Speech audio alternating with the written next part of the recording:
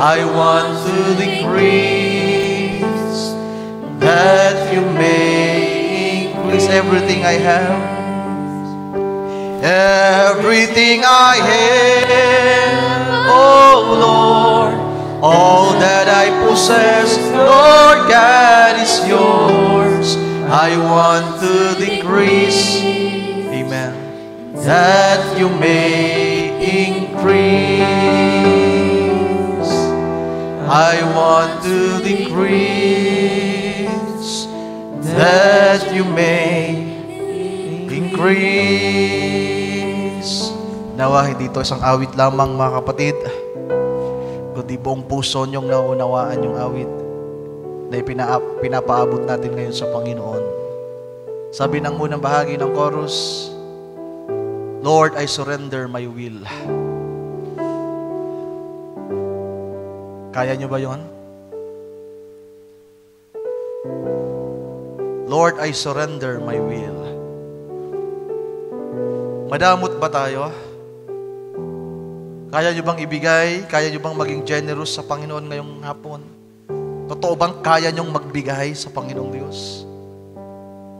Totoo bang kaya niyong ibigay ang 10%, 20%, 30%, 40, 50, 60, 70, 80, 90, 100% ng inyong puso? Are you a giver?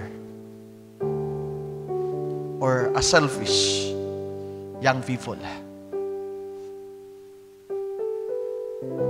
Dalawa yung ibinibigay, puso at espiritu.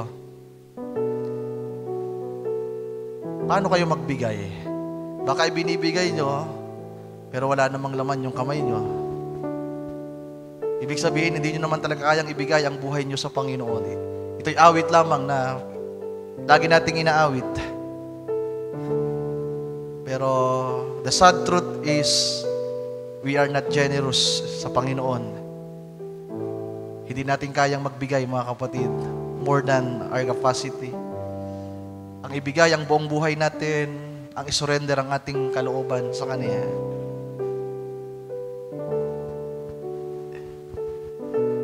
Ibang bagay ito. Alam nyo, habang umaawit, may ipinadama ang Panginoon sa aking puso.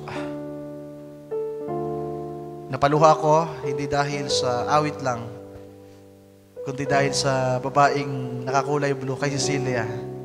I pray for her. Sabi ko, Lord, ang babaeng ito, mangmang ito sa iyong salita. Nakikita ko to sa kalsada, nakashort, pero malimit ko rin makita sa simbahan na seryosong nagtataas ng kanyang kamay. Sabi ko, Lord, have mercy on her. Walang imposible sa iyo na hipuin ang puso ng taong ito. Napaiyak ako dahil nais ko siyang abutin ng Panginoon. Na yung isang mangmang na tao ay may in love sa Panginoon ng todo.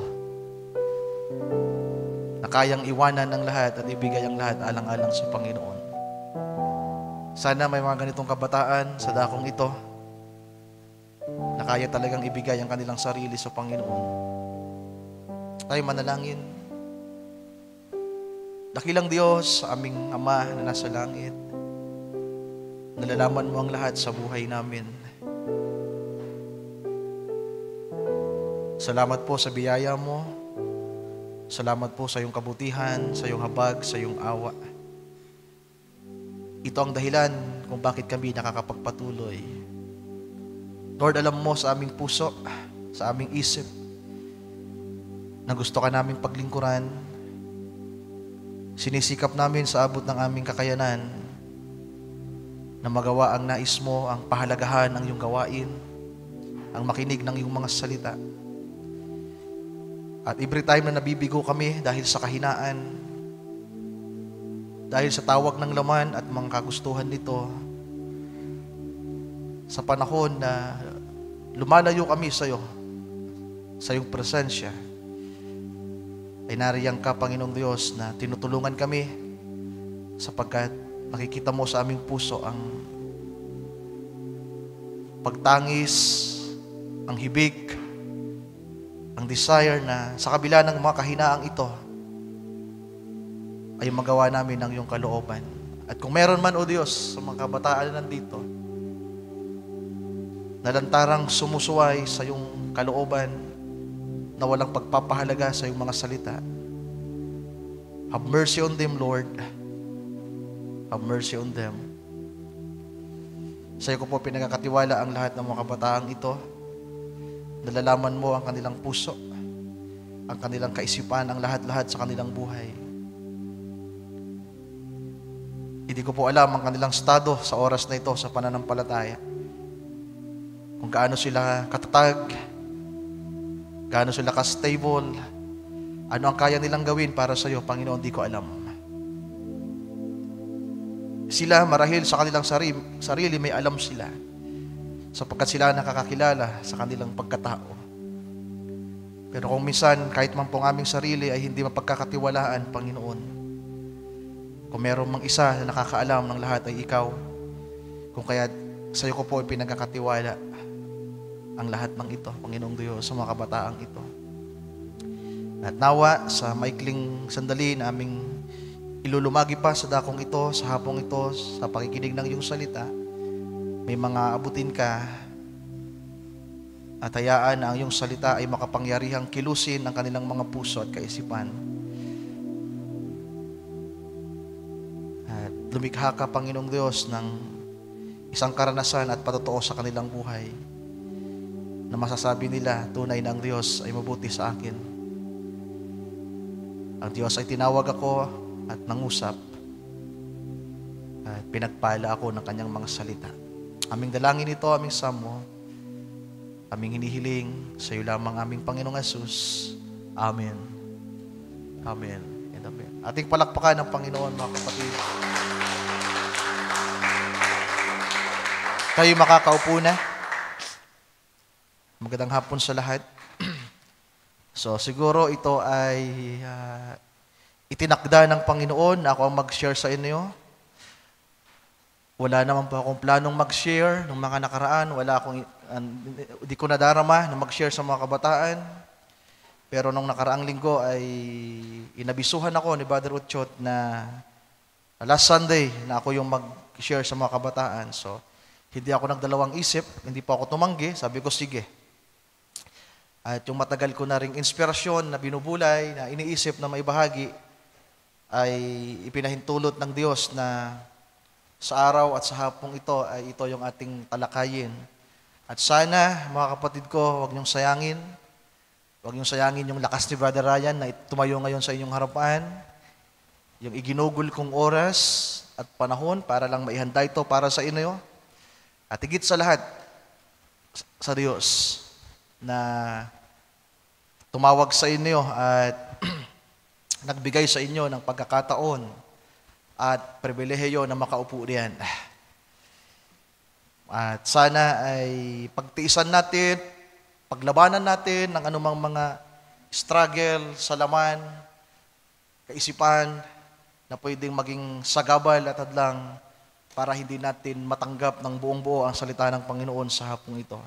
Na masasabi ko, ito ay napakahalaga. Isa ito marahil isa sa pinakamahalagang message na iiwanan ko at may babahagi ko sa inyo sa pagtatalakay natin, mga kapatid.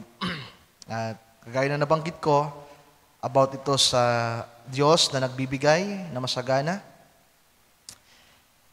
So yung topic natin sa mga nagno-notes ay God the Giver. Ang Diyos na nagbibigay. At alam na naman po natin yan, mga kapatid. Pero hayaang kilusin tayo muli ng salita ng Panginoon.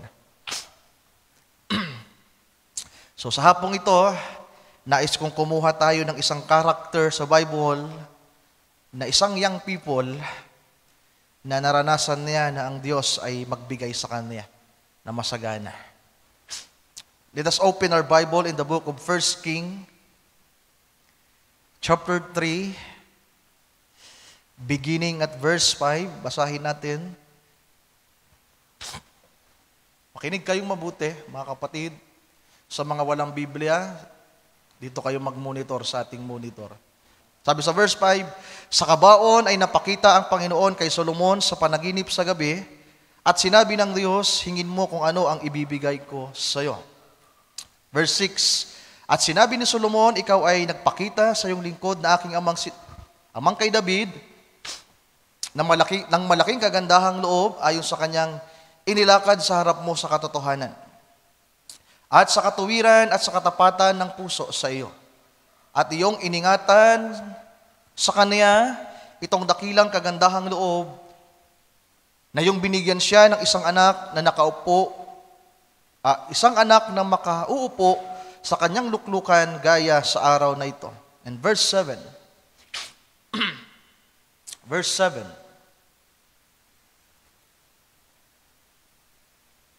At ngayon, O Panginoon kong Diyos, iyong ginawang hari ang iyong lingkod na kahalili ni David na aking ama, at ako'y isang bunting bata lamang, hindi ko nalalaman ang paglulumabas at pumasok. So ito po si Solomon, mga kapatid, na nagpapahayag sa Diyos sa panaginip.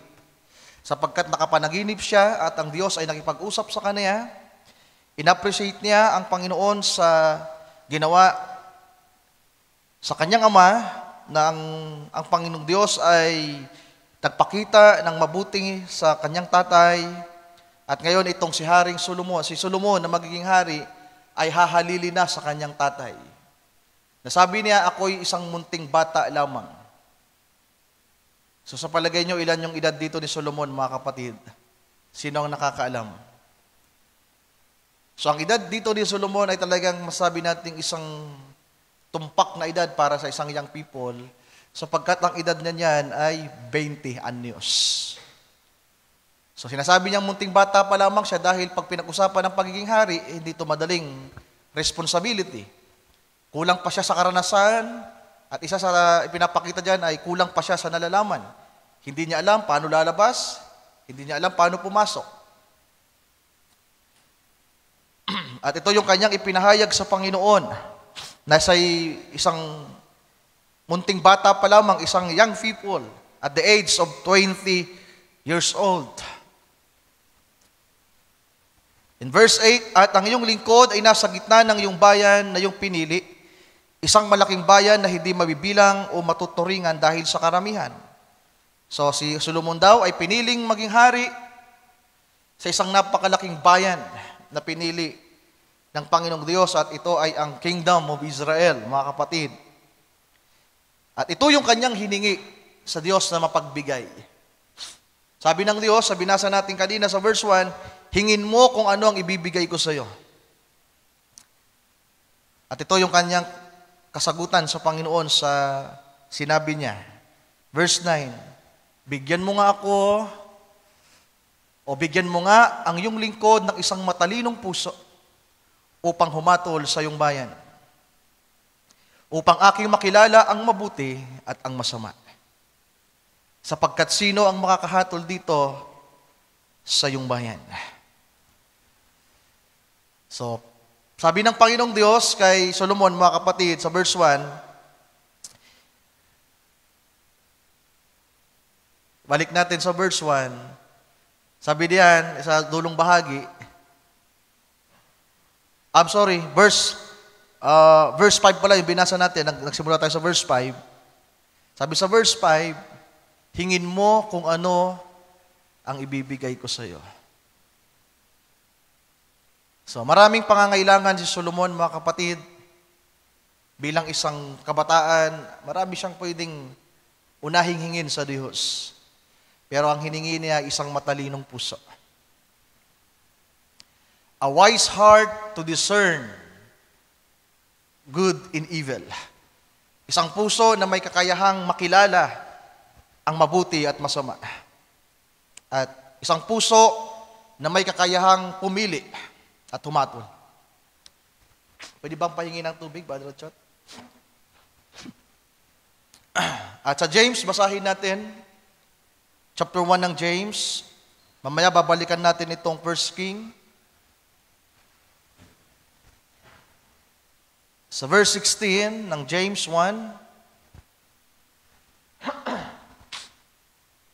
Sabi diyan, huwag kayong padaya, mga minamahal kong kapatid.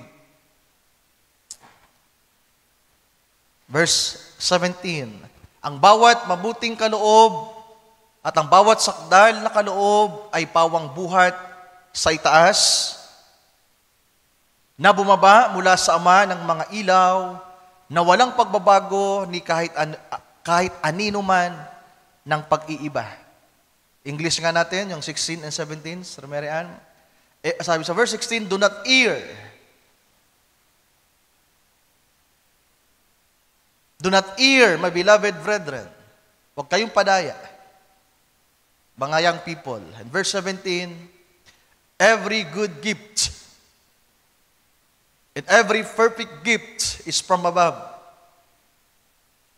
and cometh down from the Father of lights, with whom is no variableness, neither shadow of turning. So may dalawa pong nagbibigay, mga kapatid. May dalawang giver. Huwag nating isama yung tao. Kasi yung tao, maiimpluwensyahan na lang ito ng nagbibigay sa kanya. Ang dalawang nagbibigay at mapagbigay, ang Diyos una, at ang pangalawa si Satanas. Huwag niyong kakalimutan na ang kaaway ng Diyos ay mapagbigay din, mga kapatid. Ang problema, ang kaaway ay walang pakundangan sa pagbibigay. Wala siyang pakialam kung ang ibibigay sa iyo ay ikakapahamak mo, ikasisira mo. Ang gusto lang ng kaaway ay ibigay ng ibigay ang gusto ng tao, ang masiyahan ng tao. Ang masatisfy ang kagustuhan ng tao, wala siyang pakialam sa kalooban ng Ama. Walang pakialam ang kaaway sa salita ng Diyos. Ang pinapakialaman niya, kung meron man siyang concern, mga mahal kong kapatid, ay ibigay ang mga bagay na gusto ninyo na maglalayo sa inyo sa Diyos. The ultimate goal of the devil ay ilayo kayo sa Diyos. Saktan kayo. Sabi ng Bible sa John 10:10, ang kaaway ay pumarito, ang magnanakaw ay pumaparito para mangwasak, magnakaw, at pumatay. Pero sabi ng Bible, ang mga mabuting regalo, ang mga sakdal na regalo o kaloob, mga bagay na pwedeng tanggapin ng tao, ay galing sa Diyos. So mamimili lang tayo kung kanino tayo tatanggap ng pagpapala. Sapagkat ang kaaway, mga mahal kong kapatid,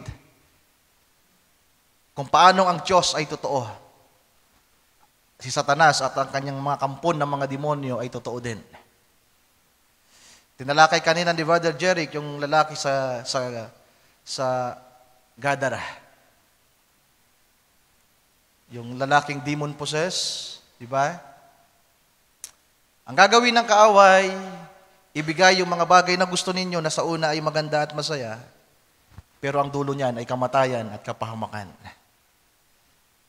Sa una masaya, sa una maganda, nasatisfy ka, akala mo naging successful ka, akala mo nakuha mo yung gusto mo, pero kapag yan ay galing sa kaaway, kapahamakan ang nasa dulo niyan. Ngunit kapag yan naman ay galing sa Diyos, at yan ay tinanggap mo, at alam mong yan ay galing sa Diyos, gaano man yan kaliit na regalo, kahit 2 isda lang yan o 5 tinapay na ibinigay sa iyo, kapag yan galing sa Diyos, kahit 5,000, kaya mong pakanin. Hindi lamang yung sarili mo ang matutugunan sa pangangailangan, hindi lamang yung mga mahal mo sa buhay, kundi marami kang taong matutulungan.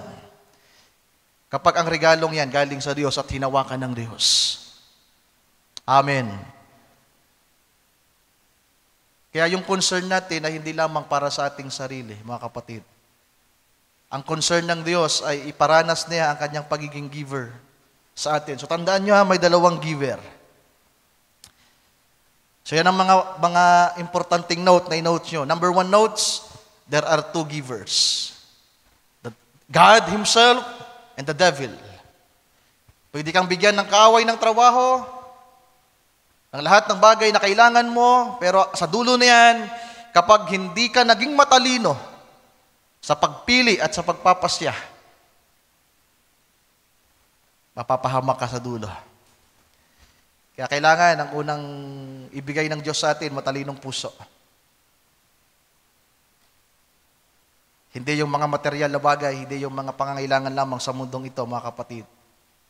Pangalawang importanteng inote ninyo, yung regalo mismo. May dalawang nagbibigay, at ang pangalawa, ano ang mga pwedeng ibigay? Ano ang mga regalong ito? So ang second natin ay the gifts. Sapagkat ito rin ang problema at suliranin ng mga tao, at ito yung inspirasyon sa paksang ito, na kapag meron na silang natanggap, sa mga Kristiyano na lang tayo, kapag meron nang natanggap, mas after sila sa regalo, mas after sila sa blessing, mas after sila sa biyaya. Hindi doon sa nagbibigay. Mas masaya sila na tinanggap yung biyaya, yung regalo, kaysa sa ma-appreciate nila yung nagbigay. So sisintrohin din po natin yan sa paksa natin sa hapong ito, mga kapatid. Sapagkat kung minsan ang mga kaloob, yung mga bagay na meron sa atin, kahit pa ang Diyos ang nagbigay, pag hindi tayo naging maingat, yung ibinigay ng Diyos, siya ring maglalayo sa atin. At merong isang term na naglalaro sa isip ko, hindi ka na makakaulit sa akin. Alam niyo ba yung term na yon? Di ba? Ganun ako eh. Kapag meron akong tindahan na binilhan, merong taong nakiusap sa akin, tinulungan mo, at kapag hindi kita yung appreciation, o kaya yung mga bagay na hinahanap ko sa isang sitwasyon, sabi ko, itong huli. Itong una't huli ko sa iyo. Hindi ka na makakaulit sa akin. Well, kung makaulit ka man, biyaya na lang yun ng Diyos. Pero ako bilang si Brother Ryan, kapag meron akong tindahan na binilhan, halimbawa, meron akong kinainan, at ang inihanda, ang ibinigay na pagkain ay pleasing lang. Alam niyo pleasing? Hindi pinasarap, basta lang kumita. Yung gusto lang na mangyari na may-ari, kumita lang siya, wala siyang pakialam sa kakain. Pag nalasahan ko yung pagkain, alam yan nila Brother Billy, ng mga brothers dito, kasi kadalasan sila kasama ko. Sabihin ko mismo yan, habang kami ay nasa lamisa, ito ang unat huli natin dito. Hindi na tayo babalik dito. Hindi namin na-appreciate, di ba? So, ganun din sa regalo, mga mahal kong kapatid. Kapag mas inibig natin yung regalo, yung naibigay ng Diyos, halimbawa, binigyan ka ng trabaho, ipinag-pray mo, nabigyan ka ng Panginoon ng trabaho at binigyan ka, ang Diyos mismo ang nagbigay. Kasi kapag ang kaaway ang nagbigay, wala talagang patutunguhan na yan. Pero sabihin na lang natin na ang Diyos mismo ang nagbigay. Ipinatotoo mo pa na binigyan ka ng Diyos ng trabaho. Alam mo sa iyong sarili na ito'y answered prayer. Pero kapag hindi ka naging maingat, at mas minahal mo na yung regalo, yung ibinigay sa iyo, kaysa sa nagbigay, balang araw, mawawala din yan. At pwedeng sabihin ng Diyos, hindi makakaulit ang taong to sa akin, maliban na maging tama ang kalagayan ng puso nito. Alam nyo bang hindi magbibigay ang Diyos ng isang bagay na hindi tayo katiwa-tiwala, mga kapatid? Sabi ng Bible, paano ka bibigyan ng Diyos ng malaki, Brother Joshua? Kung sa maliit nga lamang, hindi ka mapagkakatiwalaan. Paano ka bibigyan ng Diyos ng marami kung sa kakaunti lamang hindi ka mapagkatiwalaan?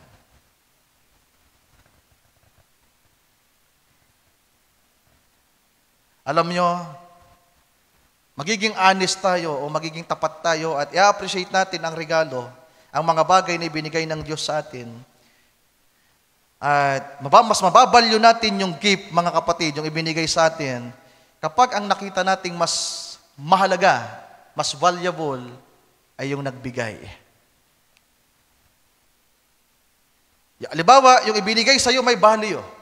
Ikinatuwa mo, yung ibinigay sa iyo, pero kapag mas naging valuable yung ibinigay kaysa sa nagbigay, Balang araw, hindi mo mairerespeto yung nagbigay. At hindi ka na makakaulit sa kanya. At mahihiya ka na rin humingi, di ba? Nakakaintindihan ba tayo? Halimbawa, kami ni Chichi, father and daughter relationship. Nung nakaraan, rinegaluhan ko si Chichi ng cellphone niya. Hindi basta-bastang regalo yon. Diba? Isang ano din yon, bilang tao, risky. Kasi pwede ikapahamak ni Chichi yung regalo ko sa kanya. Kaya sumulat ako. Hindi ko man masabi sa kanya ng personal yung gusto ko ipaabot. Sumulat na lang ako ng pagkahaba, pinabasa ko sa kanya. Ngayon, kung hindi ibabalyo ni Chichi yung nagbigay, hindi na ito makakaulit sa akin. Yung regalong tinanggap mo, it will last sa mga ilang panahon lang. 2 years, 3 years, 5 years. Pero kapag hindi mo minahal at binalyo yung nagbigay, hindi ka na makakaulit. It will stop there. Naintindihan niyo ba, mga kapatid ko? So, anong gusto niyo? Tumanggap ng isa, dalawa, tapos matatapos na? O mas mahalaga sa inyo yung nagbibigay? Para sa kahit anong panahon na hindi nyo man iniisip, inaakala, sa mga panahon ng pangangailangan na hindi nyo alam kung paano matutugunan ang pangangailangan o sabihin natin, paano ito masusolusyonan, pero merong Diyos na laging handang tumulong sa iyo. Kaya mas i-value natin yung giver kaysa doon sa gifts. Amen. Value the giver more than the gifts, mga kapatid. Nakakalungkot sa mga tao, sa mga kabataan, binigyan ng Panginoon ng talento, ng gifts, ng ability, ng talino sa school, ng abilidad para sa school, abilidad para magtrabaho, may skill ng singing, may skill ng leadership, may mga skill sa arts, o anumang mga bagay na pwede mapaggamitan sa school at sa trabaho. They appreciate their gifts, their talents, their abilities, yung mga bagay na meron sila. Pero kapag hindi nyo na-recognize kung saan yan nanggaling, yung mga ability na yan, yung mga meron kayo, mga bagay din na maglalayo sa inyo sa kalooban ng Diyos. Sana po nagkakaintindihan tayo, mga mahal kong kapatid, mga kabataan. For example, ang isang tao merong skill sa dancing, singing. May paligsahan sa school. Merong okasyon sa school. Napili ka dahil sa iyong talent, sa iyong ability. Pero dahil ikinatuwa mo na napili ka ng school, masaya kang ikaw yung napili dahil nakita yung talent mo. Pero nakalimutan mo yung talent mo galing sa kanya. Di ba? Sabi ng Bible sa Book of Job, lahat, kahit ka doon sa inawit na lang natin kanina, di na ako magkukot ng scripture. Everything I have possessed. Tama ba yun? All that I possess is yours. Everything. Tama ba? Everything I have. Yung possess. All that I possess is yours. Buhay mo, lakas mo, lupang tinatayuan mo, hangin na linalanghap mo, ibinibigay na oxygen ng mga puno, galing yan sa Diyos. Yung bigas na niluto mo, galing yan sa binhi ng palay na pinatubo sa lupa ng Diyos. Na niluto ng nanay mo, na galing kay Eva, na nilikha ng Diyos. Lahat galing sa Kanya. Pero anong response natin sa Diyos na mapagbigay, mga kapatid? Ano yung response natin sa Diyos na mapagbigay?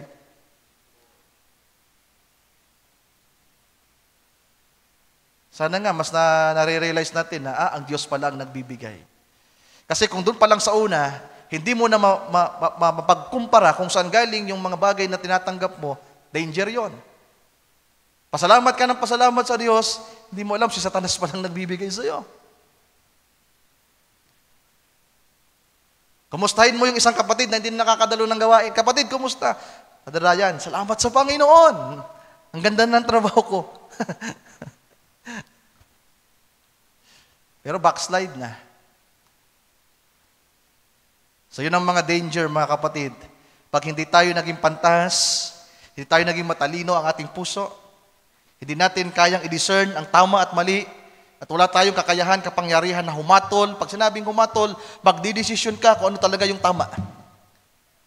Yun yung hiningi ni Solomon, isang pusong may kakayahang humatol. Pag sinabing humatol, nakapili ka. Malalaman mo kung anong mabuti at masama, at yung hinihingi ni Solomon ay makahatol siya ng tama. Ikukumpara niya yung dalawang bagay, kung ito'y kalooban ng Diyos o hindi, at kapag nakita niya na itong kalooban ng Diyos, then He will judge. Ito ang kalooban ng Diyos, ito ang gagawin natin. At pwede nating dalhin yan sa ating mga sarili, sa ating personal, mga kapatid, na buhay. Na malaman mo ang mabuti at masama, malaman mo ang kalooban ng Diyos at hindi kalooban ng Diyos, then dahil may kakayahan kang pumili, ang pipiliin mo ay ang kanyang kalooban. Alam niyo, sabi doon, sa binasa natin, kaya yun yung may isang keyword na napaganda doon eh. Sa 1 Kings, Termeraan, balikan natin.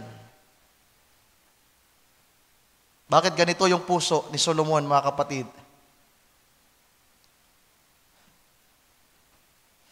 Verse 3, unang bahagi, verse 3a,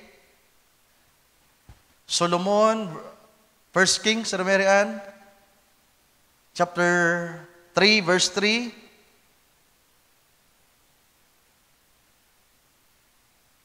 Solomon loved the Lord.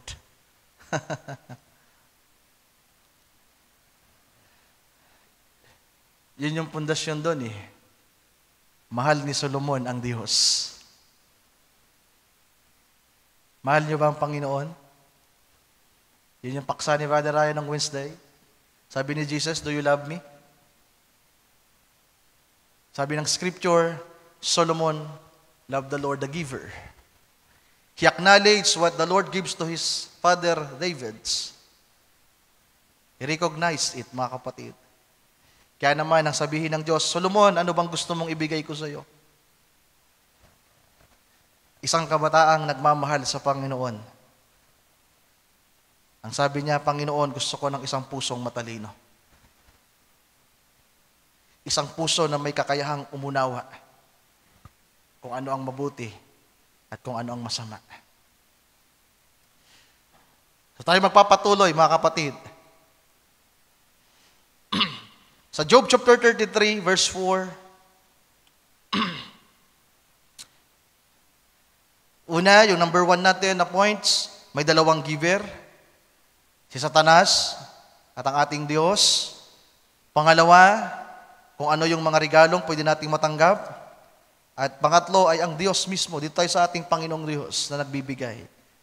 So di ako babasa ng maraming scripture. Ito, conclusion na to sa lahat, na ang Diyos natin ang nagbibigay. Sabi diyan, the Spirit of God has made me, and the breath of the Almighty has given me light. Ang Espiritu ng Diyos ang gumawa sa akin, sa inyo. At ang hininga ng makapangyarihan sa lahat, ang nagbibigay ng buhay sa akin.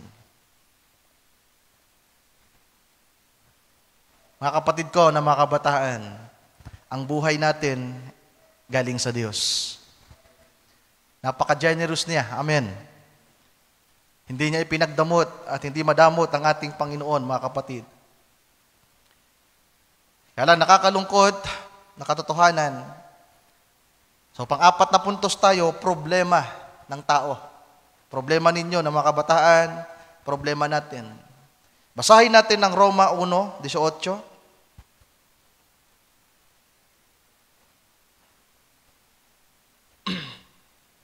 Sabi diyan, 18,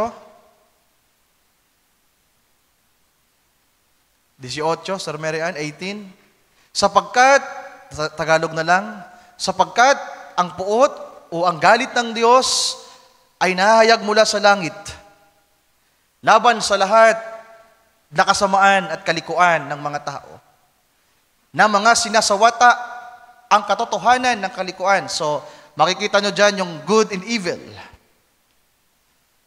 At ang Diyos daw ay galit sa mga taong lumalakad sa kasamaan at kalikuan.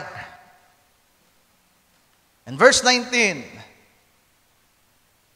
sapagkat ang nakikilala tungkol sa Diyos ay hayag sa kanila, sapagkat ito'y ipinahayag ng Diyos sa kanila. Verse 20.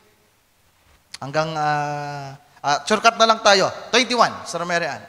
21. Next verse. Sapagkat kahit kilala nila ang Diyos, siya'y hindi niluwalhati nilang tulad sa Diyos, ni pinasalamatan. Sana mapagpasalamat tayo. Ipinakilala ng Diyos sa atin ang kanyang sarili kung sino siya. He is the Creator, the giver of life, ang pinagmulan ng lahat. So may mga taong kahit kilala nila ang Diyos, ay hindi niluwalhati na kagaya sa Diyos, ni pinasalamatan, kundi bagkos ni walang kabuluhan sa kanilang mga pagmamatuwid, ang mangmang nilang puso ay pinapagdilim. Alam ko, kilala nyo ang Diyos, mga kapatid.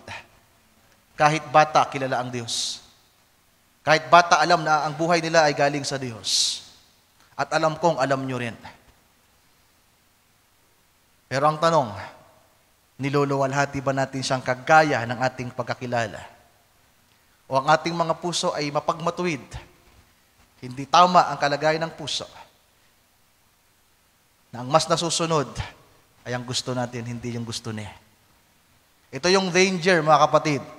At ito yung problema sa mga tao, ito yung problema sa inyo, sa ating lahat. Alam natin na ang Diyos ang nagbibigay, si Satanas ay nagbibigay din. Alam natin na ang mga regalo ay galing sa Diyos, lahat ng mga bagay na kailangan natin ay galing sa Kanya, at pwedeng siya ang magkaloob. At siya ang nagbibigay, mga mahal kong kapatid. Pero ang problema sa atin, ng mga tao, sa inyo, ng mga kabataan, ay hindi talaga natin na-appreciate yung nagbibigay. At ang mapanganib dito, mga kapatid, sa pagmamatuwid ng inyong puso, na mas pinipili nyo yung inyong sariling gusto, dumilim ang inyong puso. Backslide ka na yan. Yan yung sinasabi ni Brother Chad kanina, na kahit may nagpapayo sa'yo, kahit meron kang naririnig, hindi ka na makikinig. Bakit? Block out yung puso mo. At kahit nga ngayong hapong ito, habang nagtuturo si Brother Ryan, kapag may problema sa inyong puso, kasi may mga desisyon na diyan eh. May mga gusto na kayo diyan. Bago pa kayo umupo diyan, kahapon, mga sunod, mga nakarang mga araw, meron na kayong ginugusto sa buhay ninyo. Meron na kayong pinapangarap, meron na kayong ini-enjoy na mga bagay, iniisip na gawin. At delikado kapag ang puso natin nawalan ng liwanag. Kasi kahit anong advice ang marinig natin, at the end of the day, ang masusunod ay ikaw pa rin, yung katwiran mo. At wag nawang mangyari yan sa inyo, mga kapatid ko. Verse 20, 22.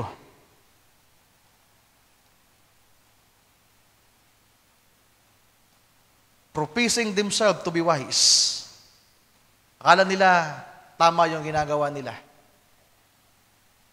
Parang yung turo talaga ni Brother Chad kanina. Hindi po matuturuan at makikinig ang isang tao pag alam niya sa sarili niya na ito ang tamang gagawin ko ngayon. Hindi talaga yun makikinig. Hindi niya papakinggan ang salita ng Diyos. Kakalimutan niya lahat ng sinabi ng Diyos. Kakalimutan niya ang Diyos ang nagbigay ng buhay niya, ng lakas niya. Bakit? May iniisip siya sa kanyang kaisipan at merong nilalaman ng kanyang puso na ito ang tamang gawin. Professing themselves to be wise. Pero sa paningin ng mga pantas, ang ganyang tao, mangwang. Foolishness. Well, hayaan ang Diyos ang magbigay ng karunungan sa atin. Nasabi ng Bible, ang karunungan, ang wisdom and knowledge ay dumadating sa isang tao sa paraan ng ano? sa pagkatakot sa Diyos. Na alam mo, kapag binigyan ka ng Diyos, takot kang laspagin yung bagay na ibinigay sa iyo. Hindi dahil mahal mo yung regalong binigay sa iyo. Dahil alam mong iingatan mo yan, hindi iniingatan mo yung items na binigay sa iyo. For example, kay Chichi, yung cellphone na binigay ko, papakaingatan niya. Hindi dahil gustong-gusto lang niya yung cellphone kasi maganda. Iniingatan niya, binabalyo niya, dahil alam niya at kilala niya kung sino yung nagbigay. Tama ba? Mas nare-recognize niya at na-appreciate niya yung nagbigay, hindi yung ibinigay. At kadalasan, ito ang nagiging suliranin ng mga tao, mga kapatid. In verse 25, sa Romans 1, Romans 1:25, doon lang sa binabasa natin, Sister Mary Ann. Balikan natin yung 22, idugsong natin yung 25. Professing themselves to be wise, they became fools. Pag fools ka, iwan ka sa rapture. Pag sarili mo ang nasusunod, iwan ka sa rapture. Agree kayo doon? Sinang lalaban dito, makikipag, ay di Kuya Ryan! Kahit fools ako, mararapture ako, paano mangyayari yun? Tapos sabihin mo, ay balang araw, magiging wise naman ako. Sana nga, hindi huli ang lahat para sa iyo. Diba? In verse 25, who changed the truth, yung mga taong ito na nagmamarunong, who changed the truth of God into lie. At ito yung mahalagang bahagi na kukunin natin. And worship and serve the Creator more than the Creator who is blessed forever. So kunin natin yung salitang, ang mga taong ito, they worship and serve the Creator more than the Creator. So ano ba ang kahulugan ng worship? Ng serve?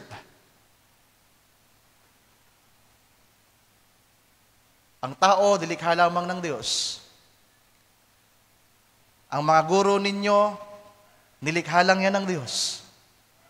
Ang mga amo ninyo sa trabaho, nilikha lang yan ng Diyos. Ang mga magulang ninyo, nilikha lang yan ng Diyos. Mga kaibigan nyo, lolo't lola nyo, pinsan nyo, pamangkin, kapitbahay, kaibigan, lahat ng nakapalibot sa inyo, nilikha yan ng Diyos. At kapag sila ang unang iniisip niyo, at hindi ang Diyos, you worship them. Anything na mas nauuna sa Diyos, kahit nga cellphone yan, tablet yan, tao, bagay, hayop, ano pa?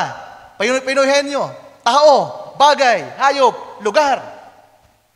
Lahat ng bagay na mas mahal ninyo, na mas priority ninyo, na mas gusto ninyo na laging dahil sa kanila, dahil sa lugar na yon, dahil sa bagay na ito. At hindi nyo inonor yung Diyos na nagbigay sa lahat ng yan. Papasok ka dito.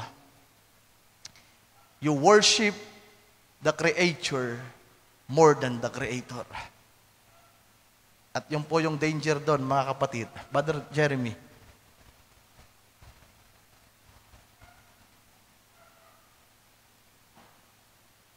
Kilala ba natin ang Diyos?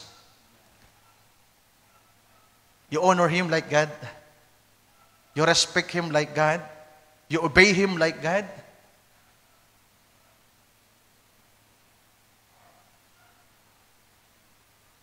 My goodness, pinapalitan daw natin ang katotohanan ng kasinungalingan. Kapag mas wino-worship natin, ano bang meron sa worship? Mininisan na akong dalawa dito eh. Time and efforts. Time and efforts. Kung saan napupunta yung oras mo at yung mga ginagawa mo. Kapag hindi yan para sa Diyos at yan para sa mga bagay na likha lang niya, you change the truth of God into lie. Inuna mo ang tatay mo, inuna mo ang nanay mo. Kaya anong sabi ng scripture, mga kapatid? Basahin nga natin ang scripture. Ito, pamilyar din ito sa atin.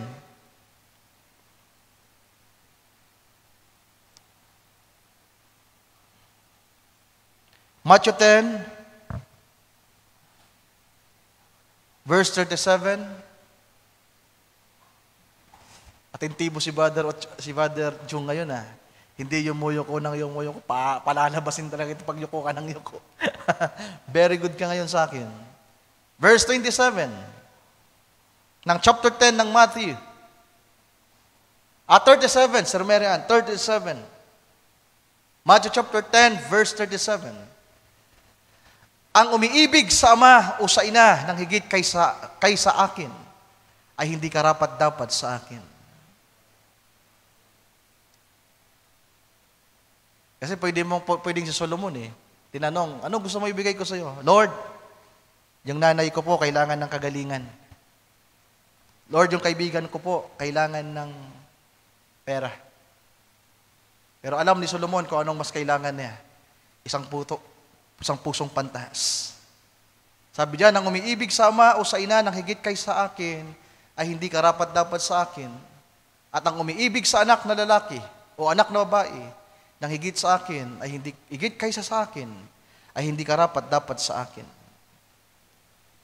In verse 38, at ang hindi nagpapasa ng kanyang krus at sumusunod sa akin ay hindi karapat-dapat sa akin. 39, ang nakasusumpong ng kanyang buhay ay mawawalan nito.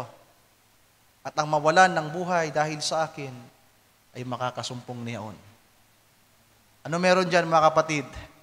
Pag-ibig sa sarili at pag-ibig sa kapwa. Magandang mahal mo ang iyong sarili. At yan ang ituturo ng sanglibutan ng mga tawag diyan, mga motivator. Love yourself first. Unahin mo naman ang iyong sarili. Tingnan mo, puro ka pamilya mong inuuna mo. Unahin mo naman yung sarili mo. Pero kahit nga pamilya mong inuuna mo, mali pa rin. Dapat una ang Diyos lagi. Ang sino mang magpahalaga, they serve their parents, siblings. Kung tatay at nanay ka, mas siniserve mo ang iyong mga anak, hindi ka daw po karapat-dapat sa Panginoon. Kung mas isi-serve mo ang iyong sarili, hindi ka karapat-dapat sa Panginoon. Another thing, Luke chapter 14. Dito nga, mahal pa Ang mahalaga lang, mas unahin mong mahalin ng Diyos. Pero dito sa Luke, if any man, verse 26, Sir Mary Ann, Luke 14:26, sa Tagalog, kung ang sino mang taong pumaparito sa akin at hindi napupuot sa kanyang sariling ama at ina at asawang babae at mga anak at mga kapatid na lalaki at mga kapatid na babae o pati na ang kanyang sariling buhay man, hindi siya maaring maging alagad ko. Mabigat to. Doon sa Matthew, kahit papaano, okay lang na mahalin ng magulang, basta mas mahal mo ang Diyos. Pero dito, sino man na gustong sumama sa Panginoon, na hindi kapuputan ng kanyang nanay, ang kanyang tatay, ang kanyang asawa, kanyang mga anak, ang kanyang mga kapatid na lalaki at babae, pati na ang kanyang buhay, hindi naman po yan literal na magagalit ka sa kanila. Ang mga pangungusap ng Panginoon ay mga hyperbole, mga metaphor, mga kapatid, na ipinapakita lang kung gaano kahalaga ang nilalaman ng mensahe ng Panginoong Diyos. Kinakailangan mong kaputan ang iyong sarili. Ang mga taong nasa paligid mo, para ang Diyos ang mauna mo. In verse 27, whosoever do not bear his cross, sino mang hindi nagdadala ng kanyang sariling krus at sumusunod sa akin, ay hindi maaring maging alagad ko. So, rinirelate natin to sa sinabi ni Pablo. Na sinabi niya, they serve the Creator. Balikan natin, Sir Meraan, yung Roma 1:25. Who changed the truth of God into lie in worship. Tagalogin nga natin, di pala natin tinagalog yung kanina. Sapagkat pinalitan nila ang katotohanan ng Diyos ng kasinungalingan. At sila'y nagsisamba at nangaglingkod sa nilalang kaysa lumalang, na siyang pinupuri magpakailanman siya nawa. So, nandun tayo sa pangalawa. Ang tinitingnan natin ay yung pangalawa, yung regalo. At ang pang-apat ay problema, yung suliranin na na-encounter natin, na dahil mali yung pagtingin natin sa mga bagay nating tinatanggap at wala tayong puso na may pagkakilala sa kalooban ng Diyos. Ngayon, yung mga bagay na tinatanggap natin, yung pamilya natin, trabaho, mahal sa buhay, karir, pag-aaral man yan o pagtatrabaho, na ibabaling natin sa maling pagtuon, mga mahal kong kapatid, dahil sa sobrang kagustuhan natin na maipaglingkod at ma-appreciate yung mga bagay na meron tayo, ang nakakalimutan natin ay yung kung sino yung nagbigay nun. Mahal mo ang nanay mo, pero sino bang may-ari ng buhay ng nanay mo? Ang Diyos. Kaya nga ako, nung tumatakas ako sa kalooban ng Panginoon, nung yung nanay ko magkasakit, alam ko kaagad kung ano dapat kong gawin. Napakahirap pong tumakas sa kalooban ng Panginoon, mga mahal kong kapatid. Kapag hindi natin na-appreciate ang Diyos na nagbibigay at siya ang pinagmumulan ng lahat, tayo rin po ang magsasuffer. Kaya kung meron man dapat na unang ma-honor natin, ma-worship natin, hallelujah, masunod, mapaglingkuran, yan ay ating Diyos, mga kapatid. Amen. Meron kayong talents, meron kayong ability, you can use that sa school, you can use that sa work, but pag pinag-usapan ng kalooban ng Panginoon, isang tabi nyo yan. Mabigat yan. Hindi ganun kadali, pero sana tumatak yan sa inyong kaisipan. Na ito ang kalooban ng Panginoon, ito ang kanyang nais, mga mahal kong kapatid. Matthew 6, basahin natin. Sa mga mas after sa regalo, mas after sa blessing, mas after sa mga bagay na kailangan, o mga taong pinapahalagahan, kahit man ang kanyang sarili, ito yung sabi ng Panginoon sa verse 25 ng Matthew 6. Kaya nga, sinasabi ko sa inyo, huwag kayong mga balisa sa inyong pamumuhay.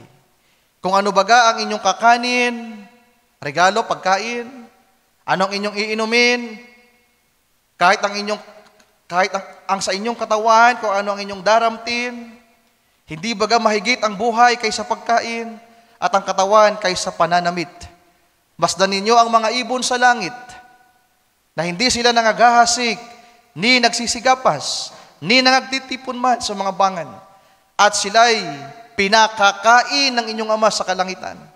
Hindi baga lalong higit ang halaga ninyo sa kanila. Amen.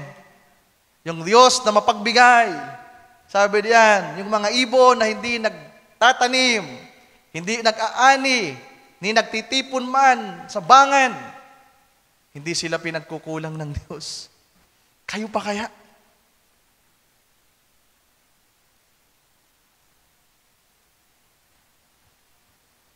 Verse 27, at alin sa inyo ang sa pagkabalisa, ano ba ibig sabihin ng pagkabalisa? Yung isip ka na ng isip ng problema. Isip ka na ng isip kung ano yung solusyon. Isip ka na ng isip kung paano ba dapat ito malampasan. Balisa ka, di ka makatulog. Isip ka ng isip. Pero kapag hindi ang Diyos ang pinagbubuntunan mo ng mga kabalisahan na yan, magkukonclude ka sa iyong sariling paraan. At delikado yan, mga kapatid. Kaya yung 33, mababasa natin mamaya na si Keepers, ito yung mga nasa unahan na yan. Yung hindi ka mapakali, kakaisip paano magkakapera. Hindi ka mapakali, kakaisip paano ka makakabayad. Hindi ka mapakali sa kakaisip paano mo, yung tuition mo, pangangailangan sa school, pangangailangan ng pamilya, pangangailangan mo sa iyong sarili mismo. Pagkabalisa. Ngayon sabi ng Panginoon, makakapagdagdag ba yan ng kahit konti sa buhay mo? Kapalagay yung makakapagdagdag, makakapagpabawas pa yan. Stressful, di ba? Binabawasan niya yung buhay mo.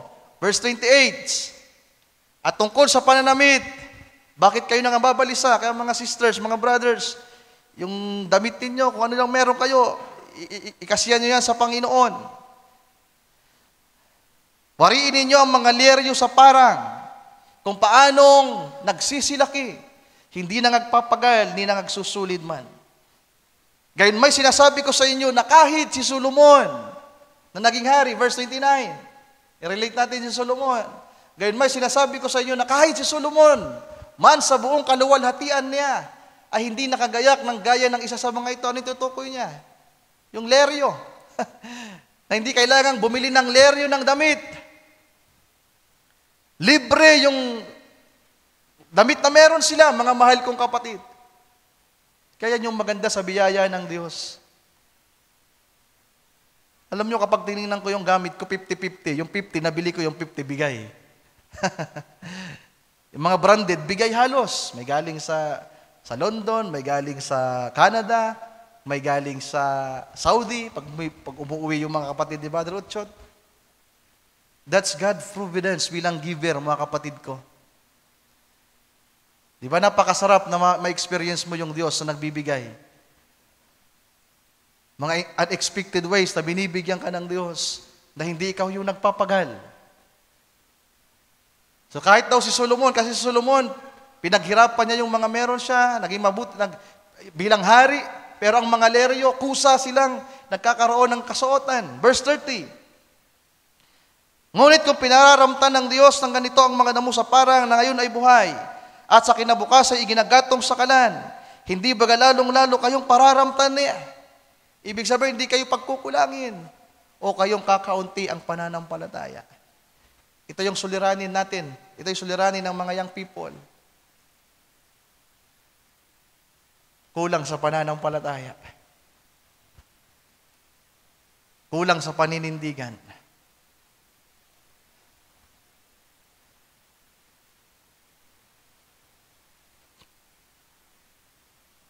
Tuloy natin yung pagbasa. Sa verse 32 at 31.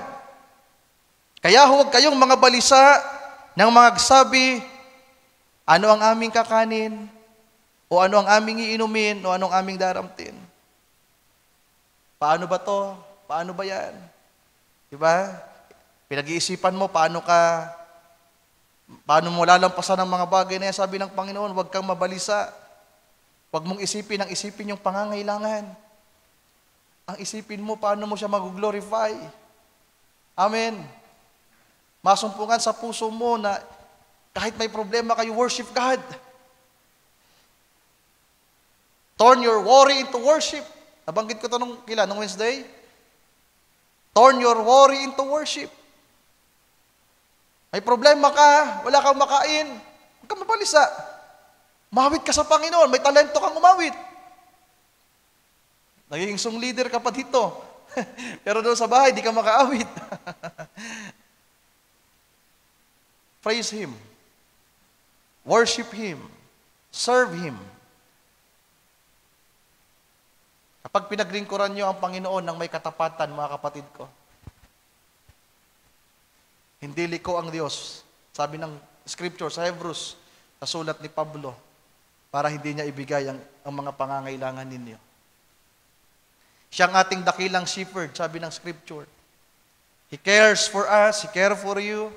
Alam ng Diyos ang kailangan nyo. Naniniwala ba kayo doon? Na mas alam niya ang kailangan ninyo kaysa nalalaman niyo? Meron tayong inaawit na He is more than able. He is able. Plus mo nga, Sir Jenica, saktong-sakto yung pagpalit. Alam mo ba yun? He is able, more than able. Ano pa yon? So nakakalam sa mga backup natin. Sige nga, hanapin mo nga, Brother Chot.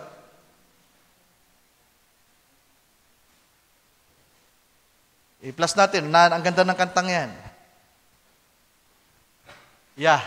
He is able, more than able, to accomplish what concerns me today.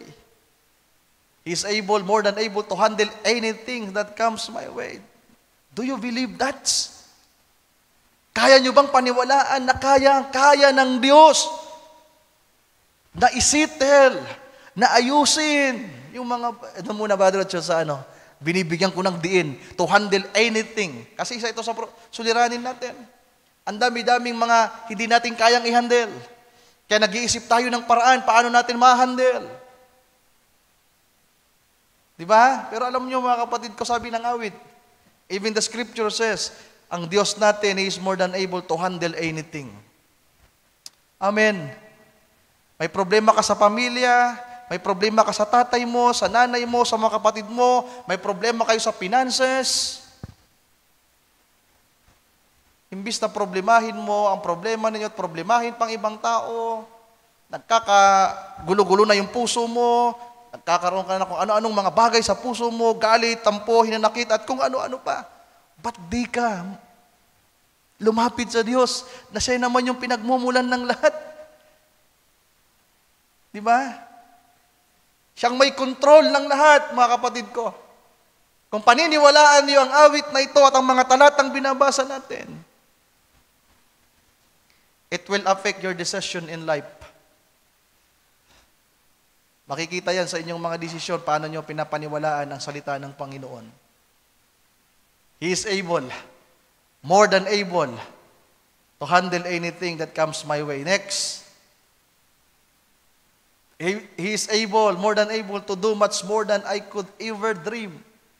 Ang dami nyong pangarap, may kanya-kanya kayong pinangarap na kurso, trabaho, gusto nyong mangyari sa pamilya nyo, mangyari sa inyong sarili, ang dami nyong pangarap. Pero alam nyo bang merong mas magandang plano ang Diyos sa buhay ninyo?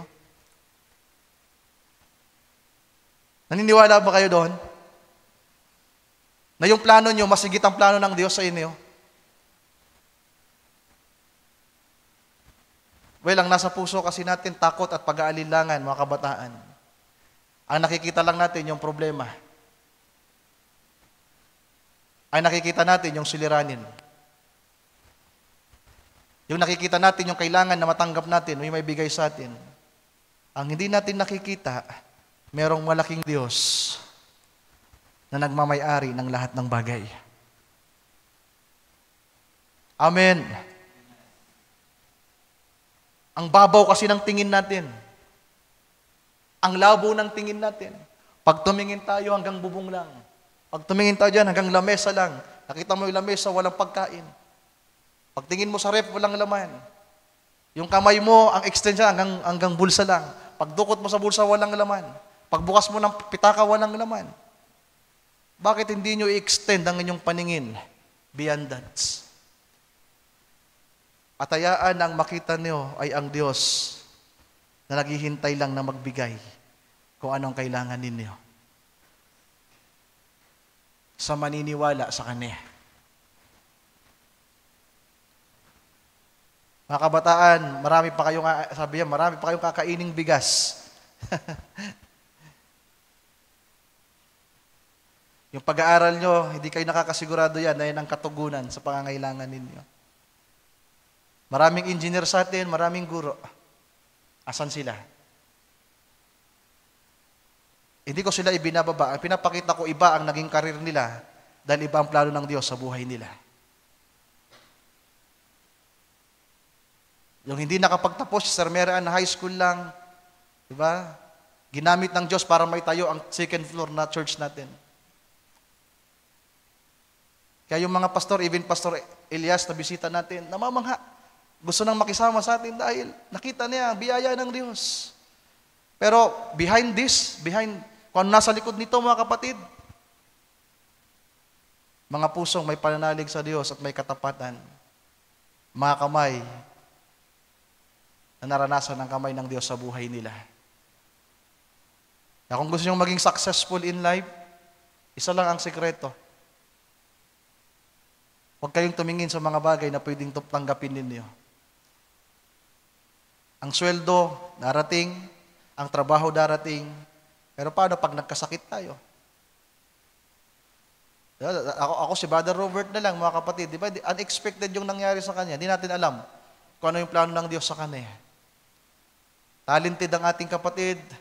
Nung nakaraan lang, mayroong ipinabot sa akin na sinabi ang ating kapatid, na mamaalam na. Sabi niya, malapit na ako, huling birthday ko na to. At meron siyang request bago siya. My goodness, nagpapaalam na. Kasi nararamdaman na niya eh. Nahihirapan na rin siguro siya. Kanina kinausap ko, sabi ko makinig kayo, di na kaya. Ibili pa ng gamot. Talented ang ating kapatid. Kumbaga magagamit niya sana yung talent niya sa trabaho. Magaling siya sa video, sa mga... Nakikita niyo naman, di ba? Nakikita niyo yung introduction sa YouTube natin, gawa niya yan. Yung mga layout, gawa niya yan. Pero paano kapag kinuha na ng Panginoon yung lakas ninyo, yung buhay ninyo? Kahit gaano nyo pa gustong gawin ng isang bagay, tulungan ng isang tao, kapag hindi ibinigay ng Diyos, wala kayong magagawa. Kaya sana mas makita natin ang Diyos, mga kapatid ko, the giver, not the gifts. Pag tumingin kayo, huwag yung tingnan ang pamilya nyo. Ang makikita nyo sa pamilya nyo, problema, pangangailangan. Sister Jenny, pag tumingin ka sa bahay, puro kailangan ang makikita mo. Pag tumingin ka sa tao, puro problema ang makikita mo. Ilayo mo ang tingin mo diyan. Patagusin mo ang paningin mo diyan. Ang hanapin mo ang Diyos na may kontrol sa lahat ng bagay. At ang Diyos na lumikha ng mundong, pati paglilibingan mo sa Kanya yan. Diba? Pati yung paglilibingan mo, Brother Joshua, yung lupang porsyon na doon kay papasok, sa Diyos yan. Ipinanganak hanggang sa kamatayan, lahat ng bagay na mararanasan mo sa Diyos. Kasi mga wala pang asawa, unahin nyo muna ang Diyos. Mga brothers, mga sister, kung hindi pa magra-rapture after 2 years, mas maganda rin. Kaya lang, mas magulo na ang panahon na yan. Kung ngayon ay magulo, mas magiging magulo pa yan. Hanap kayo ng hanap na mapapangasawa ninyo. Pero ang Diyos hindi nyo hinahanap, may problema kayo. Unahin nyo ang Diyos na nagbibigay. Amen. Ang dami nyong pangarap, ang dami nyong plano, pero kapag hindi nyo isinama ang Diyos sa plano ninyo, lahat ng planong yan na-failed. Maging successful man kayo in life, sa paningin ng tao, sa paningin ng mundo, pero ang spirito mo naman at kaluluwa ay napalayo na sa Diyos at nag-backslide ka, failure yan sa paningin ng mga totoong Kristiyano at sa paningin ng Diyos. Ang totoong success, mga kapatid, hindi nakabatay sa kung anong matatanggap natin sa mundong ito.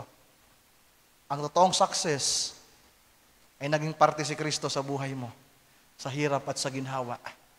Amen. Kaya huwag kayong maging after sa mga gifts. Ang school, ang trabaho, pamilya, huwag kayong maging after dyan. Unahin nyo ang Diyos. Hallelujah. At ang Diyos ang bahala sa inyo. Ituloy natin yung pagbasa para makita natin yung bandang dulo ng familiar verse na lagi nating kino-quotes. Verse 32, sapagkat, Matthew 6:32, yung pagkabalisa, yung pag-iisip sa makakain, sa iinumin, sa damit na may susuot, ito daw ang kaisipan ng mga hintil. Sapagkat ang lahat ng mga bagay na ito ay siyang pinaghahanap ng mga hintil. Ibig sabihin, hindi na mga Kristiyano. Sapagkat ang hahanapin ng Kristiyano, ang kalooban ng Diyos. Pero ang mga hintil, ang mga unbeliever, ang iniisip niyan, ang unang hinahanap niyan, pagkain, inumin, isusuot, ibig sabihin mga material na bagay, mga pangangailangan. Yan ang mindset ng mga hintil. Yamang talastas ng inyong Ama sa kalangitan, na kinakailangan ninyo ang lahat ng mga bagay na ito. Naniniwala ulit kayo diyan? Na nalalaman ng ating Diyos Ama na ang pagkain, inumin, lahat ng pangangailangan natin, alam niya. Ipinawit kanina sa awitin na He's our Jehovah Jireh that supply all our needs. Diba? Alam ng Diyos ang lahat. Pero kung ang isip mo, ang uunahin mo ay mga material na mga bagay, natural na mga bagay, baka Kristiyano kang, baka andito ka ngayon na akala mo believer ka na, pero unbeliever ka pa rin pala. Ito mabigat ito. Sa pangaral ni Brother Branham, sabi niya, sa bawat pagtitipon, Laging merong tatlong uri ng mananampalataya. Minsan mabigat tong sabihin eh. Kasi sa inyong mga nakaupo dito ngayon, may tatlong klase daw ng tao. Una, hindi mananampalataya. Ibig sabihin, hindi pinapaniwalaan yung sinasabi ni Brother Ryan ngayon. Kung hindi kayo maka-agree sa mga sinasabi ko, sa mga binabasa natin, at hindi kayo susunod yan, unbeliever ang unang bahagi. Pangalawa, make believer. Yung akala mo talagang andito rin, gumagawa rin, nagsisimba din, nakaupo ditong, nagno-notes, nakatingin pa kay Brother Ryan. Pero deep inside pala, yung puso, hindi naman. That is make believer. Pero sana meron ditong totoo. True believer. Mahalaga ang salita, nino-notes, nag-i-enjoy, at sinasabi niya, binubulay niya, Lord, tulungan mo po ako magawa ang mga bagay nito. Alam ko, Panginoon, mahirap ito, pero dahil sinabi mo, gagawin ko. Sino kaya? Malalaman natin yan sa mga susunod na araw at sa mga susunod na panahon. In verse 33, datapwat, hanapin muna ninyo ang kanyang kaharian at ang kanyang katwiran at ang lahat ng mga bagay na ito ay pawang idaragdag na lamang sa inyo. Amen. In verse 34, kaya nga huwag kayong mga balisa. Kaya't huwag ninyong ikabalisa ang sa araw ng bukas. Sapagkat ang araw ng bukas ay mababalisa sa kanyang sarili, sukat na sa kaarawan ng kanyang kasamaan. So,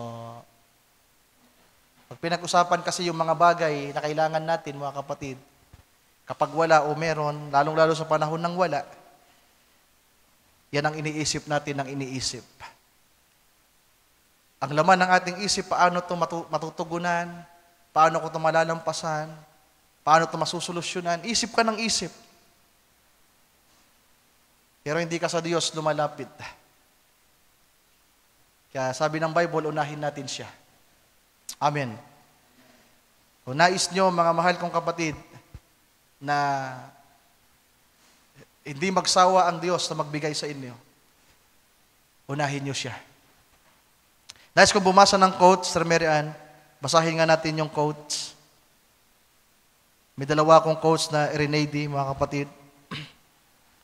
Sa ilang sandali tayo magtatapos. Ito yung solusyon natin. Yung number 5 natin, problems. Ano yung mga problema ng mga tao? Mas after sila sa mga regalo, sa mga bagay-bagay, pero hindi after sa Panginoon. Kasabi dito ni Brother Branham, remember, you can have all the gifts. Pwede si Satanas ang magbigay, pwede ang Diyos din ang magbigay. You can have all the gifts and not have the giver. Sino yung giver? Si Kristo. Get Christ first. Kapag pinag-usapan ng wisdom, sino ba ang wisdom, mga mahal kong kapatid? Kapag binasa niyo ang Book of Proverbs na sinulat ni Haring Solomon, alam niya kung sino ang hiningi niya. Ang hiningi niya ay si Kristo. Prophecy yun.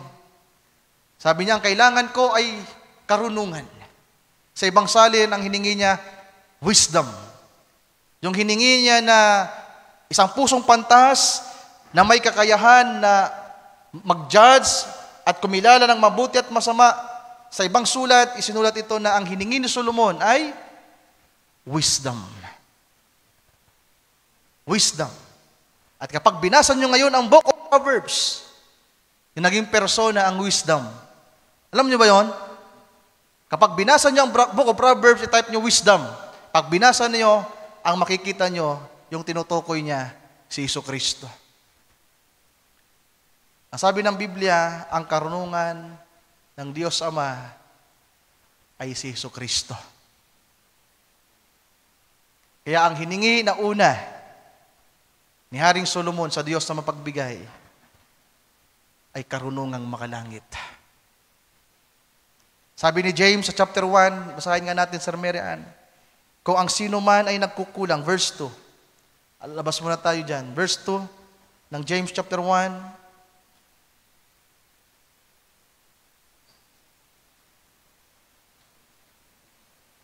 I'm sorry, verse...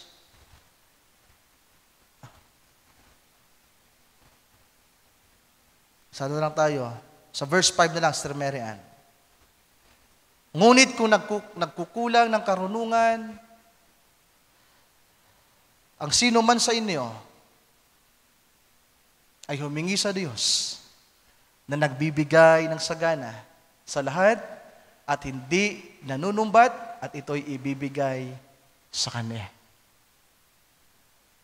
Wala kayong mababasa sa Biblia na humingi kayo ng ganito, pera, asawa, tatay, nanay, walang ganyan. Hingi kayo ng tatay.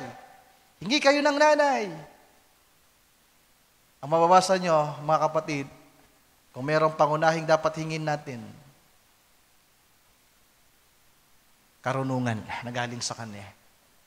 Amen. Dahil kapag meron na kayong karunungan, alam nyo na kung anong mabuti at tama, una malalaman nyo na yung mga bagay na dumarating sa inyo, you can discern na hindi to sa Diyos. Ang daming dumarating na inaalok, trabaho, hindi to sa Diyos. You have the patience now. Di ba may pagtitiis ka ng maghintay ng tamang panahon, hindi to. 100,000 sweldo mo, pero linggo may pasok ka, hindi to sa Diyos. 20,000, Canada. Hindi to sa Diyos. Hindi to yung perfectong regalo niya sa akin. Ito ang sa Diyos. Amen. Manliligaw sa mga babae. Pag may nanligaw sa inyo, kahit gaano pa yan kayaman, Sir Jenica, kahit naka-Ferrari pa yan. Tapos nangiwi-ngiwi. Hindi to sa Diyos. Ngayon, kung nagustuhan mo kasi mayaman, para maging sa Diyos yan, ipag-pray mo. Lord, kung ito talaga, Panginoon, naanda akong maghintay, baguhin mo ang taong ito. Sa susunod naman liligaw sa akin to, may dala ng Biblia. Bakit? Alam mong yun ang kalooban ng Diyos. Tama ba? Alam mo kung ano'y mabuti. Pero dahil gusto mong maging asawa ay mayaman na may Ferrari, alam mong hindi yun yung perfectong kalooban, madalangin ka muna. Pagtiis ka muna na dumating yung tamang panahon na yung manliligaw mo, ang dala ay Biblia. Sana yung mga manliligaw nyo, yung dala Biblia, bibisita sa bahay nyo. Brother Intoy, sabi na, kakatok. Isang binata, kakatok sa inyo, Sir Jenica. Brother Intoy, pwede po ba tayo mag-Bible study sa bahay nyo? Bible study. Wala naman Bible study dito. Gusto ko pang makinig ng Word of God eh. Preacher po kayo, pwede po kayong mag-share, makikinig ako. Tapos asan po Sister Jenica? Ganon yung manliligaw. Dala Biblia. Pero kapag iba yung dala niyan, delikado yan. Marunong na kayong tumanggi. Tama? Pero kapag hindi pa natin talaga alam yung kalooban ng Diyos, may hirapan tayong tumanggi. Tuso kasi ang kaaway. Ibibigay niya lahat, mga kapatid, para ilayo tayo sa kalooban niya ng Diyos. Kaya sabi ng Biblia, kung ang sino man ay nagkukulang ng karunungan, humingi sa Diyos, sapagkat ang Diyos ay nagbibigay na sagana. Basahin natin yung bago natin basahin yung ikalawang quotes. Alam niyo ba kung ano yung dulo ando sa main text natin sa 1 King? Sabi ng Panginoong Diyos kay Solomon, dahil hiningi mo ay karunungan,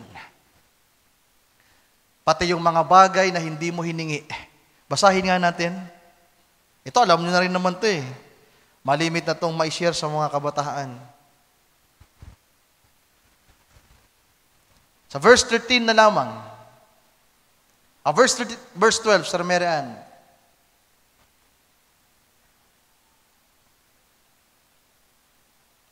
Verse 12, Sir Meran. Yeah.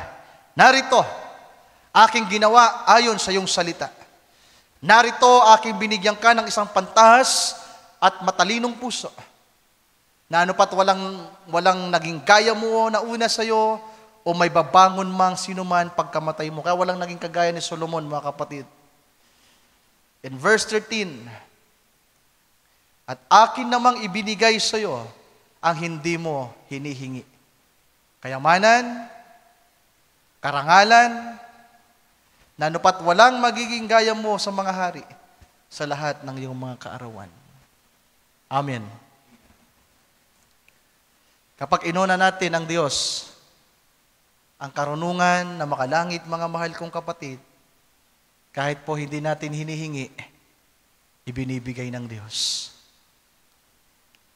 Basahin natin yung pangalawang quote, Sir Mary Ann, at tayo magtatapos.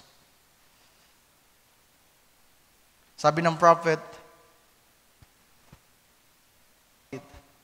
mas nakatingin tayo sa mga bagay na tinatanggap natin at pwede nating matanggap, hindi daw sa Kanya na nagbibigay. When you see sign and wonders take place, don't notice the sign so much. So, titukoy dito ni Barba na may mga sign and wonders. Pwede natin itong i-apply sa mga blessing na material. Pwede mong makita ang mga achievement, ang success, mga success sa mundo. Pwede mong makita yung mga pamilya mo, mga pangangailangan na nandiyan. Pero sabi niya, don't notice the signs so much. Yung mga bagay na nasa paligid mo, huwag kang diyang tumingin. But look what's behind it. It's that still small voice that speak. Ito'y si Kristo. Kapag nakita mo yung isang kapatid na pinagpapala, huwag kang tumingin sa pagpapala. Ang tingnan mo, bakit siya pinagpapala? Sino ang nagpala sa kanya? Ang Diyos. Bakit kaya ang taong ito ganito ka-gifted sa ministry? Huwag mo siyang tingnan. O pwede, bakit kaya ang taong ito, kahit ang daming pagkukulang, pero ang napakabuti ng Diyos sa kanya? Ang hindi mo kasi alam, may ugnayan ang taong yun sa Diyos. Ang tingnan mo ay sino ang nasa likod ng mga bagay na ito na nakikita mo. Pwede mong pag-aralan, pwede mong bulayin. Kapag ang puso mo ay may kakayahang kumilala ng mabuti at masama, alam mo kung ano meron sa nasa likod niyan. Kung yan ba ay galing sa Diyos o hindi. Kasi pwede mong sabihin, ang iglesia ni Manalo, mayaman.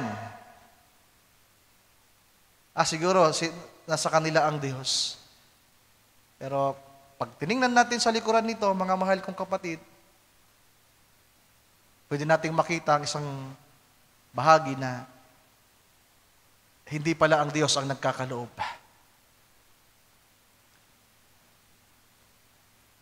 Kaya pinakamahalaga dito, sino yung giver? Amen. Who is the giver?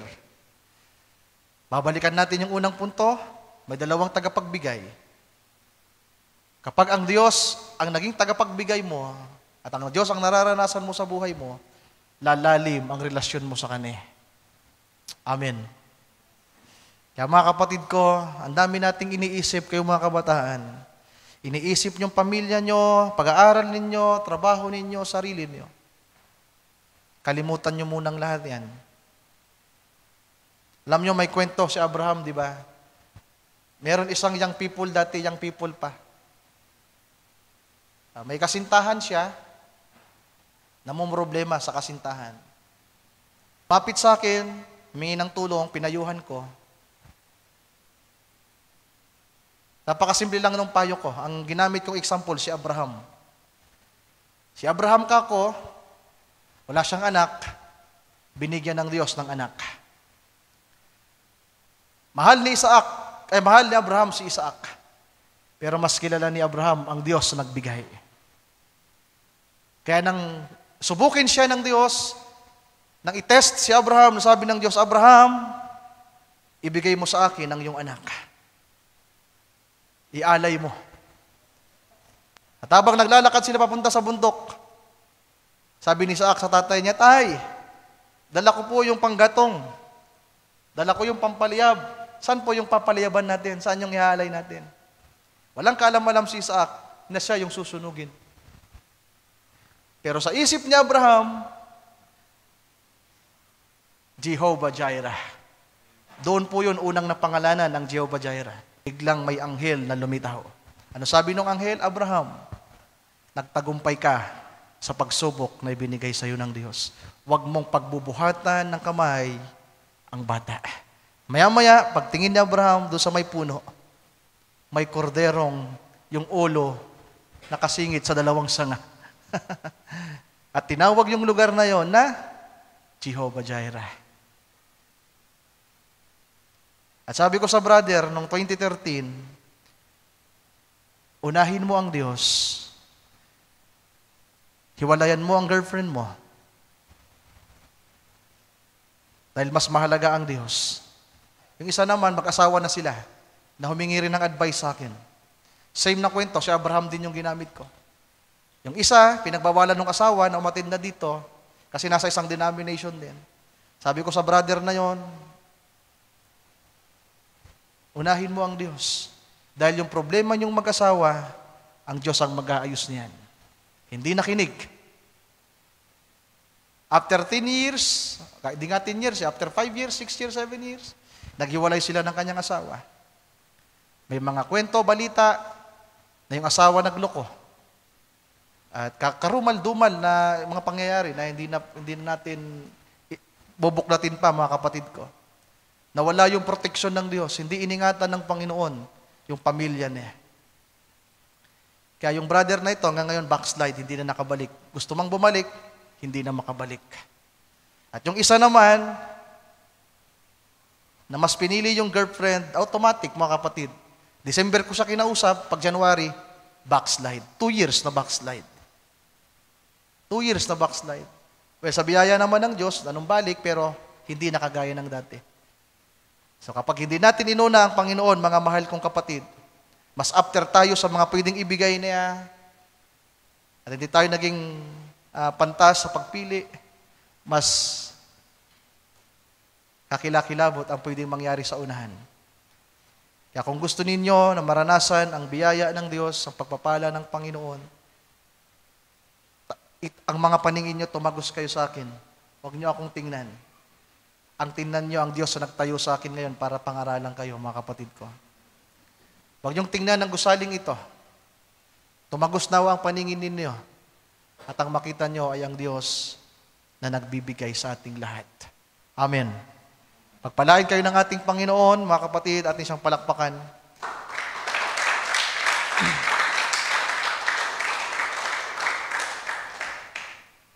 So, ano yung topic natin?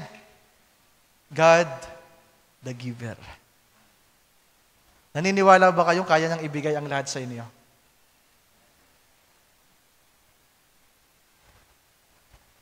Kaya niya. Ang kaibahan nga lang ng ating Panginoon sa kaaway, may test muna lagi. Si Satanas walang test dyan. Pagbaba mo sa hagdan, nandyan na yung gusto niyang ibigay sa iyo. Pero ang Diyos, bago mo ma-appreciate ang kanyang ibibigay, dadaan ka muna sa pagsubok. Pero kahit nga ibinigay na sa iyo, huwag ka pa rin maging kampante. Kinakailangang ingatan mo yung ibinigay sa iyo. I-value mo yung ibinigay sa iyo at tinitingnan mo yung ibinigay sa iyo na iingatan ko to, papahalagahan ko to, hindi dahil maganda yung bagay na binigay. Ang lagi mong iniisip, bigay kasi sa akin to ng Diyos. Maliit man o malaki, lagi mong iisipin, lagi kang thankful at grateful, bigay kasi sa akin to ng Diyos. Amen. Yung gift mo, yung gift ninyo, Sister Chichi, musician, yung mga singer, galing yan sa Diyos. You will value your gifts. Hindi dahil sa kaloob lamang na meron kayo. You will value your gifts. The things that you have. Kapag meron kayong ugnayan sa Kanya. At gusto kong sabihin sa inyo mga kabataan, sa mga susuungin nyo pang mga araw, buwan, taon at panahon, kung meron pang panahon, ang inyong success or failure ay nakasalalay yan sa pagpili ninyo at pagtingin sa Diyos kung sino siya sa buhay ninyo. Kung lubos kayo mananalig at magtitiwala sa Kanya at nakasentro ang inyong paningin sa Kanya, expect the unexpected. The blessing. Na mapapaiyak ka na lang, sasabihin mo, Lord, salamat. Salamat, Panginoon. Amen. At expect the unexpected rin kapag hindi nyo inuna ang Panginoon. Wala kang peace of mind kapag hindi mo inuna ang Panginoon sa buhay mo. May the Lord help you. May the Lord guide you, mga kabataan. Tulungan nawa kayo ng Panginoong Diyos. Tayong lahat ay magsitayo sa isang maikling panalangin. Dakilang Diyos, aming Panginoong Jesus, Lord, narinig namin ang mga salita mo sa hapong ito. Dalangin ko po, Panginoon, na sana ang mga salitang aming pinagbulayan, pinag-aralan, mga salitang napakinggan ng mga kabataang ito ay tumimo, Panginoon, sa kanilang mga puso at kaisipan. Tulungan mo po sila na mapanghawakan ito. Tulungan mo po sila na mapaniwalaan ito at matanganan ito, Panginoon. Nakita namin sa hapong ito na merong dalawang nagbibigay. You, Lord, at si Satanas. Na kahit nga po ikaw, Panginoon, na inalok niya, 2,000 taon ang nakalipas. Pero hindi mo tinanggap ang inaalok niya sapagkat nalalaman mo kung ano ang kalooban ng Ama. At nawa, Panginoon, ang mga kabataang ito, ilagay mo sa kanilang puso at kaisipan na kung meron mang pangunahing bagay na kailangan nilang matanggap sa kanilang buhay, ay ikaw, ang iyong mga salita, ang karunungan na buhat sa iyo, Panginoon. At tulungan mo po ang mga kabataang ito na pumili, magpasya ng naayon sa iyong sakdal na kalooban. Gabayan niyo po sila, Panginoong Diyos. At kung meron mang mga matitisod, madarapa, manlalamig, tatalikod, Lord, ipinapaubaya ko po sila sa iyo. Hawakan mo po ang kanilang buhay. Ano man ang kanilang pagdaanan, ano man ang kanilang maranasan, ikaw na po ang bahala, Panginoon, na umalalay at tumulong sa kanila. Gabayan niyo po ang mga kabataang ito, Panginoong Diyos. Ang mga bisita, kung meron man, tulungan mo po sila, Panginoong Diyos. Maraming salamat po sa mga salita mo. Sa iyo ko po ipinagkakatiwala, ang lahat ng ito ipinapaubaya. At aming dalangin ito, aming samo, nihiling sa iyo, at sa iyo pong dakilang pangalan. Aming Panginoong Jesus. Amen. Amen and amen. God bless you, mga young people. Umawit tayo na sang awit. At magko-closing prayer pa kayo. Bibigay kay Brother Otchot ang buong pagkakataon. He is able, more than able. Awitin nga natin yan. Naniniwala ba kayo? He's more than able? Sino dito ang naniniwala sa Diyos? Taas ang kamay. Totoo? May Diyos tayo, no? Nakikita kaya niya tayo ngayon? Anong conviction niyo? Anong paniniwala niyo? Nakikita niya tayo? Naririnig niya tayo? Alam kaya niya yung kalagayan ng buhay natin? Alam kaya niya? Asan siya? Andun sa trono ng kalangitan. Ang layo-layo niya. Pero sa paningin niya sa atin, ang lapit natin. Dahil siya'y more than 3 dimensions. Tayo nasa 3 dimension lang tayo. Sa pag-aaral, meron pong 11 dimension, 24 dimension. Hanggang 4 na dimension lang yata tayo. Kung ako nagkakamali. Time, matter, science. Tama, 3 lang. Hanggang 3 dimension lang tayo. At yung space, yeah. Pero yung ibang dimension, hindi natin saklaw, mga kapatid. Pero ang Diyos, saklaw niya ang lahat ng dimension. He can travel half a second. Ang mga anghel nga, half a second. Kung gugustuhin nilang magpakita sa iyo, andun si Gabriel ngayon sa langit. Kung gugustuhin niya magpakita sa iyo ngayon, pagpikit mo, pagdilat mo, andyan na siya. Twinkling of an eye. Ganun lang. Pagpikit mo, dilat. Diba? Subukan nyo yung pagpikit-pikit tayo. Diba? Habang nagsasalita si Father Ray, tingnan yung mata ko. Pikit, dilat. Pikit, dilat. Pag pikit mo, andyan na siya. Pero ang Diyos, kahit hindi ka pumikit, laging andyan eh. Di ba? Yung mga anghel, sabi ng prophet, half a second, andyan agad sila. Pero I do believe in my heart, hindi saklaw ang Panginoon ng oras. Andyan siya lagi. Because He's the omnipotent, omniscient, and omnipresent God. Kung may Diyos tayo, mga kabataan, naniniwala ba kayo na may plano siya sa inyo? Na mahal niya kayo? Na ayaw niyang mapahamak kayo? Na ayaw niyang mapariwara kayo? Diba? Ang kailangan niyo lang maniwala. Maniwala sa Kanya. At walang mawawala sa inyo kung maniniwala kayo sa Kanya ng buong buo. Mahalin niyo siya ng lubusan. Love the Lord. Love the Lord. Yun ang hanapin niyo sa puso niyo. Sabi ng binasa natin kanina sa 1 King, Solomon, love the Lord. At ang Panginoon mangusap sa kanya, Solomon, anong gusto mong ibigay ko sa iyo? Si Solomon na may pagkakilala sa Diyos, sabi niya, Lord, ang gusto ko po ay karunungan. Isang puso na may kakayahang makilala ang mabuti at masama. Hallelujah. Tayo mawit at ibibigay ko ang pagkakataon kay Brother John, mga kapatid. At closing prayer. Hallelujah. Believe it with all your hearts. Please. Paniwalaan niyo ang Diyos ng buong buo. He is able, more than able to accomplish what concerns me today. Ang dami niyong concerns sa buhay. He is able, but He is able more. Ang dami niyong suliranin, ang dami niyong problema, ang dami niyong kailangan. But He can handle anything.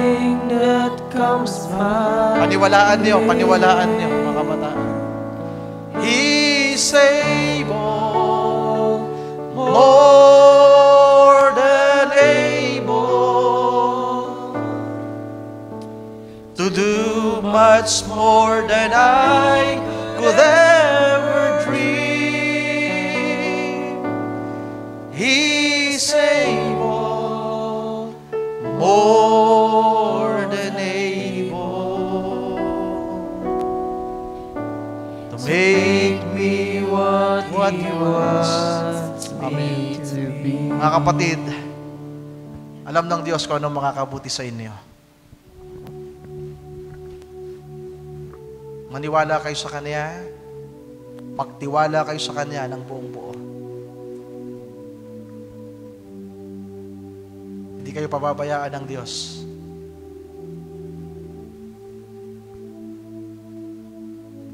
Sino dito ang gustong tumanggap ng regalo sa Diyos? Ng biyaya.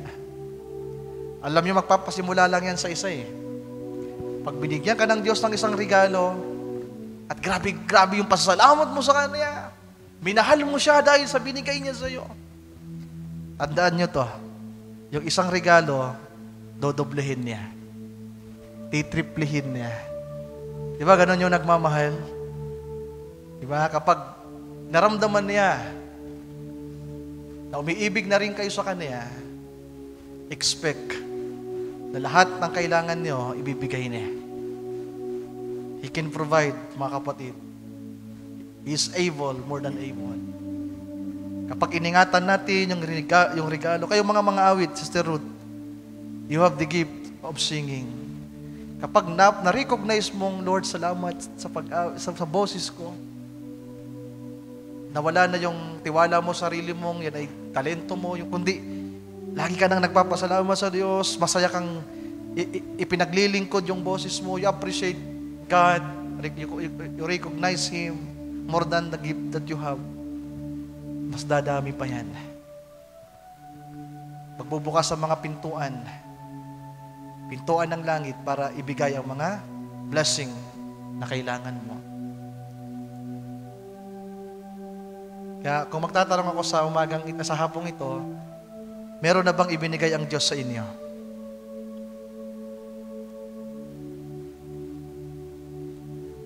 Brother Joshua,